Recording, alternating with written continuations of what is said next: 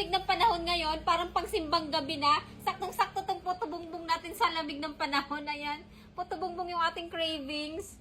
Buti na lang meron dito sa malapit na nabibilhan ito. Ayan, oh. Ito yung regular nila, guys. Asukal tapos nyug yung toppings. Tikman natin.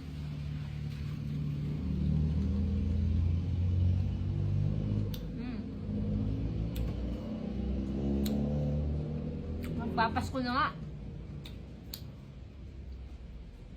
Ito talaga yung the best pag nagsisimbang gabi. Guys, isa ito sa gusto kong itry. Puto bongbong cheesy puto bongbong. Ayan, meron pa silang pa-condensed milk. Tapos, iganyan-ganyan lang natin. Ayan. Ito lang kasi yung normal kong nakakain, guys, asukal at nyog.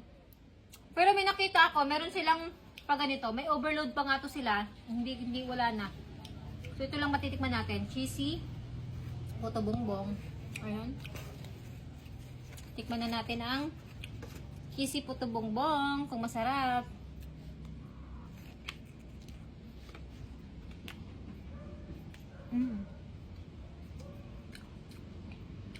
Sarap.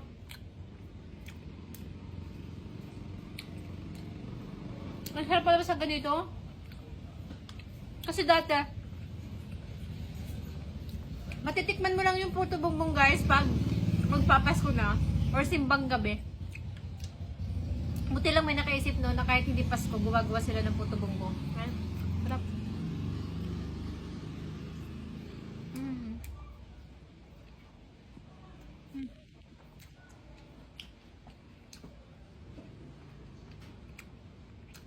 Mas bet ko yung lasa ng cheesy, guys. Siguro dahil sa condensed milk. Masarap. Tamis. Tapos ang creamy niya pa dahil sa cheese.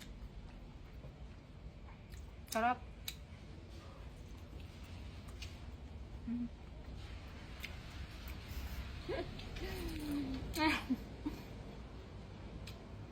Matutulog na tayo, busog.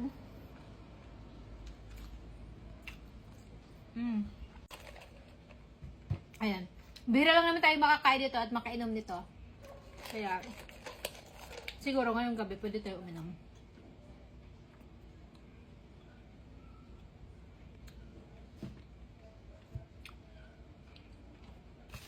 Yan.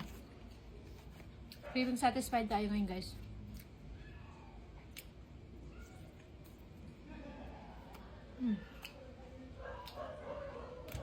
Sarap.